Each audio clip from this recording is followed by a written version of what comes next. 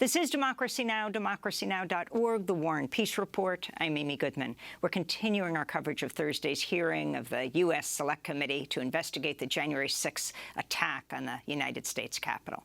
The hearing featured two White House aides who quit January 6th, former Deputy National Security Advisor Matthew Pottinger, as well as former White House Deputy Press Secretary Sarah Matthews. This is committee member Democrat Elaine Luria. Although President Trump was aware of the ongoing riot, he did not take any immediate action to address the lawlessness. Instead, at 2:03, he called Rudy Giuliani again, and that call lasted for over 8 minutes. Moments later, at 2:13, rioters broke into the Capitol itself. One of the Proud Boys charged with seditious conspiracy, Dominic Pezzola, used an officer's shield to smash a window, and rioters flooded into the building.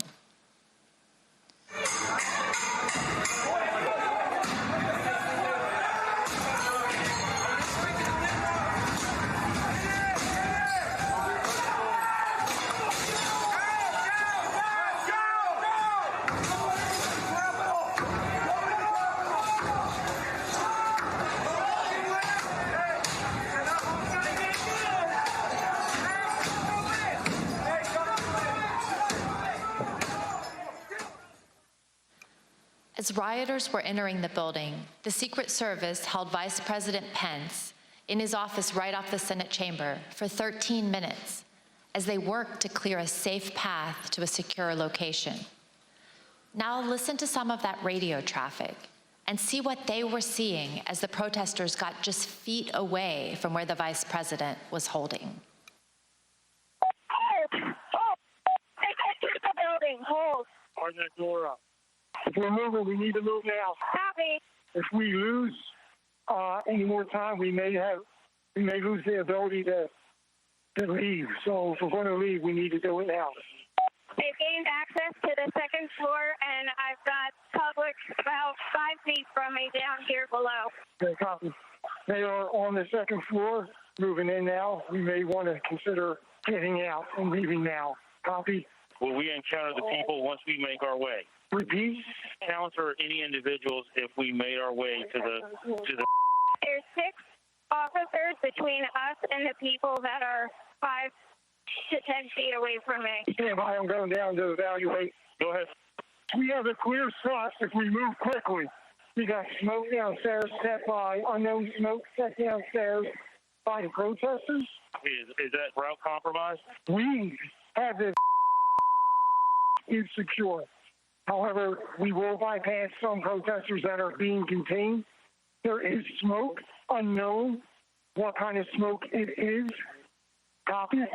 Clear, we're coming out now, all right? Make a way.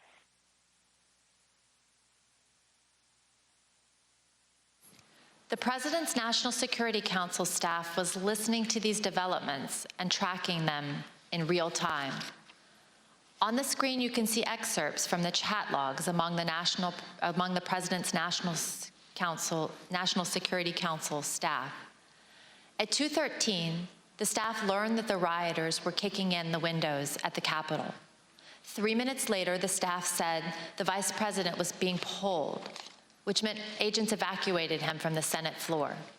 At 2:24, the staff noted that the Secret Service agents at the Capitol did not, quote, sound good right now. Earlier, you heard from a security professional who had been working in the White House complex on January 6th with access to relevant information and a responsibility to report to national security officials. We asked this person, what was meant by the comment that the Secret Service agents did not, quote, sound good right now? In the following clip of that testimony, which has been modified to protect the individual's identity, the professional discusses what they heard from listening to the incoming radio traffic that day. Okay, that last entry in this page of service, the Capitol does not sound good right now. Correct. What does that mean? The members of the VP detail at this time were starting to fear for their own lives. There was a lot of yelling, a lot of very personal calls over the radio. So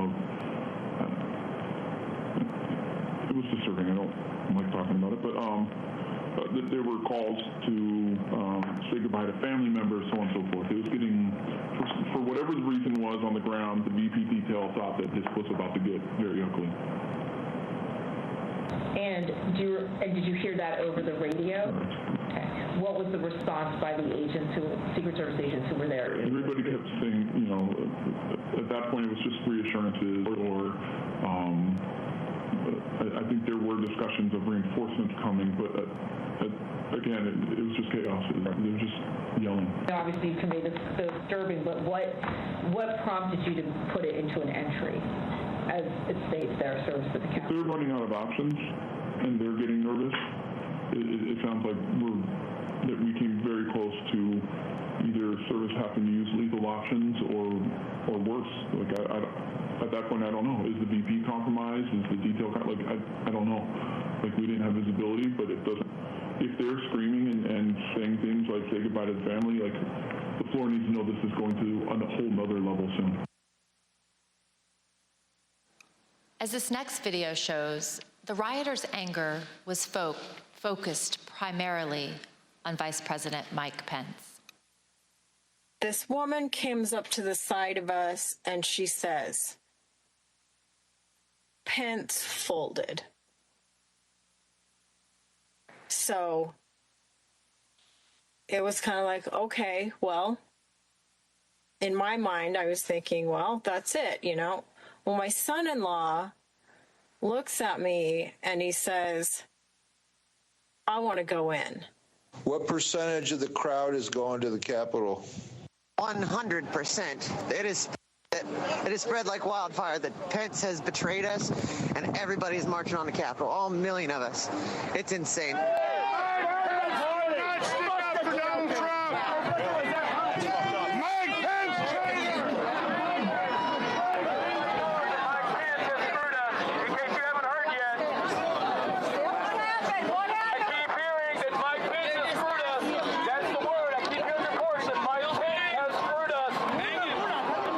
People appear angry as you were walking to the Capitol?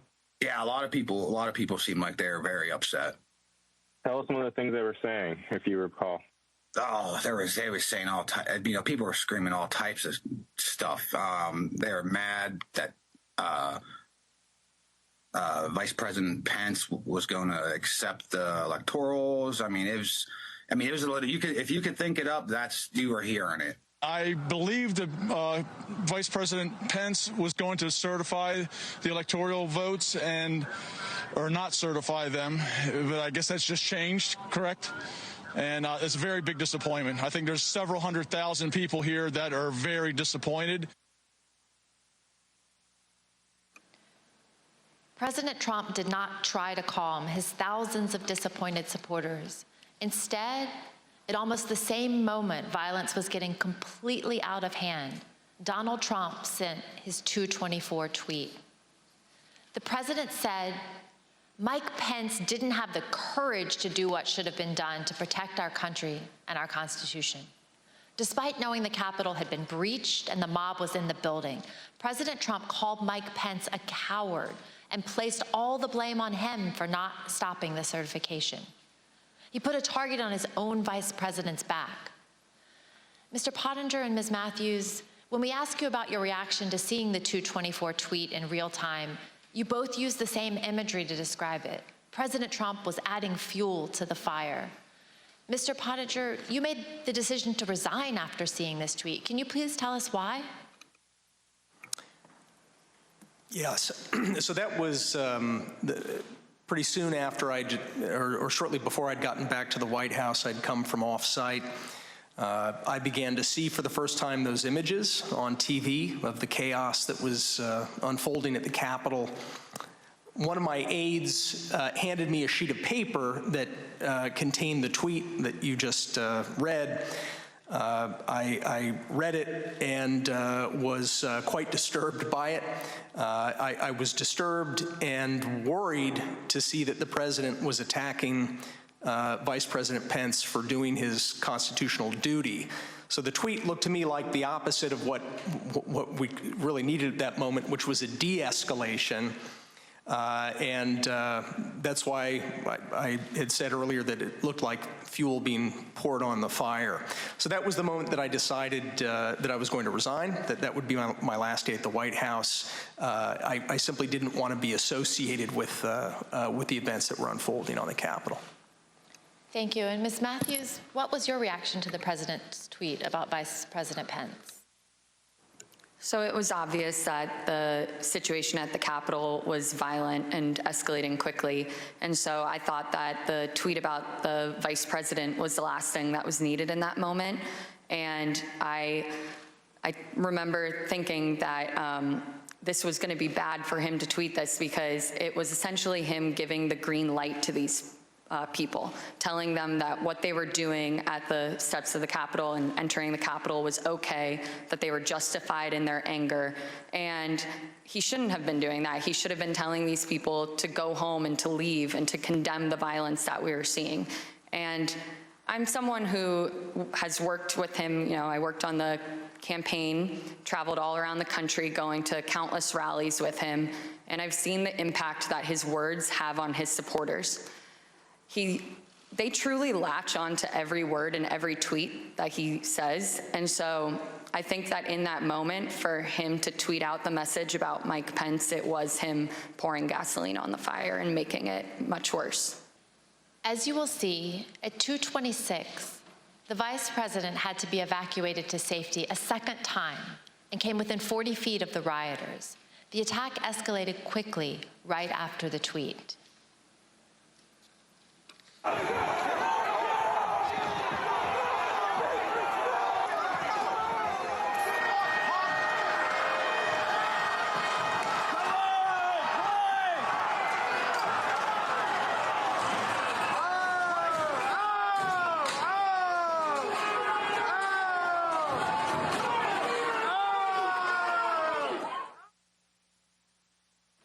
During this chaos, what did President Trump do at that point?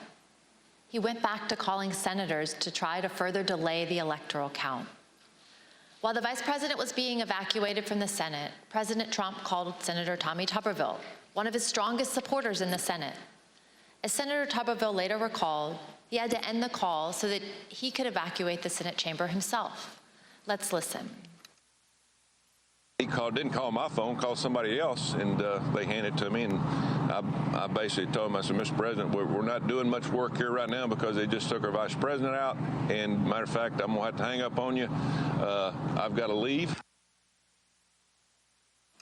Senator Josh Hawley also had to flee. Earlier that afternoon, before the joint session started, he walked across the east front of the Capitol. As you can see in this photo, he raised his fist in solidarity with the protesters already amassing at the security gates. We spoke with a Capitol police officer who was out there at the time. She told us that Senator Hawley's gesture riled up the crowd, and it bothered her greatly because he was doing it in a safe space, protected by the officers and the barriers. Later that day, Senator Hawley fled after those protesters he helped to rile up stormed the Capitol. See for yourself. They're showing the image of Josh Hawley racing through the hallways of the Capitol.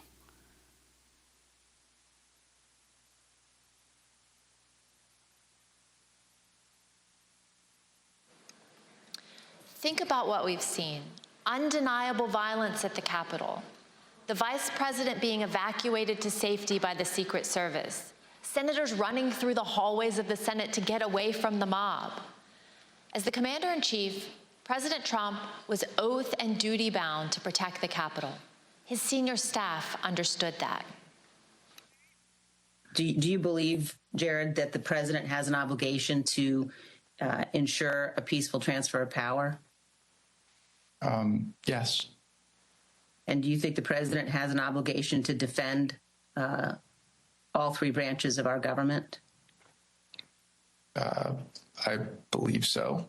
Jared. And I assume you also would agree the president has a particular obligation to take care that the laws be faithfully executed. That is one of the president's obligations, correct. No, I mean, I asked what his duty is.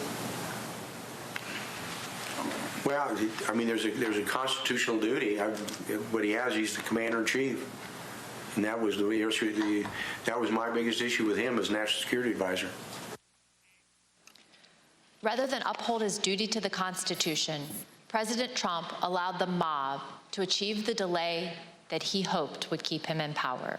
That was Democrat Elaine Luria of the January 6th House Committee. And before her was testimony from Mike Pence's National Security Advisor, Lieutenant General Keith Kellogg, and White House counsel Pat Cipollone, after Jared Kushner.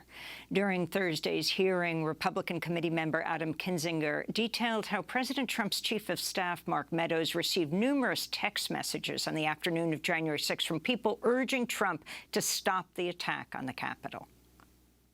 Throughout the attack, Mr. Meadows received texts from Republican members of Congress, from current and former Trump administration officials, from media personalities, and from friends. Like President Trump's staff, they knew President Trump had to speak publicly to get the mob to stop. Let's look at just a few of these text messages. Fox News personality Laura Ingraham said, "The president needs to tell the people in the Capitol to go home." Former Chief of Staff Mick Mulvaney urged Mark, he needs to stop this now. Fox News personality Brian Kilmeade said, "Please get him on TV, destroying everything that you guys have accomplished." When we interviewed White House counsel Pat Cipollone, he told us that he knew the president's 2 tweets were not enough. Let's listen to what he said. I think the question is, did you believe that the tweets were not anything about your advice to the president? No, I believe more needed to be done. Okay. I believed that a public statement needed to be made. When you talk about others on the staff thinking more should be done, or thinking that the president needed to tell people to go home, who would you put in that category? Well, I would put Pat Philbin, Eric Hirschman, overall Mark Meadows, Ivanka, once Jared got there, Jared, General Kellogg,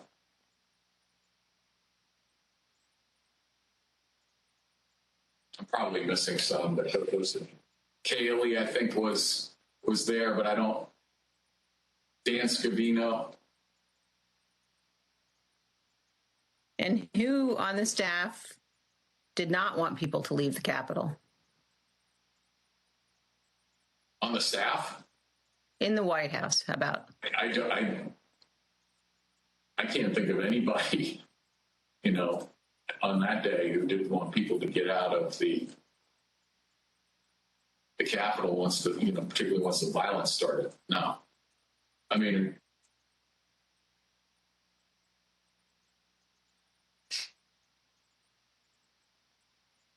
what about the president? Yeah. She said the staff.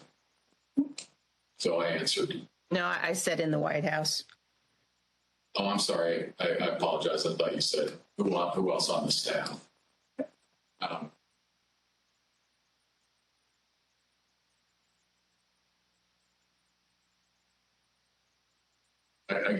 I can't reveal communications, but obviously I think,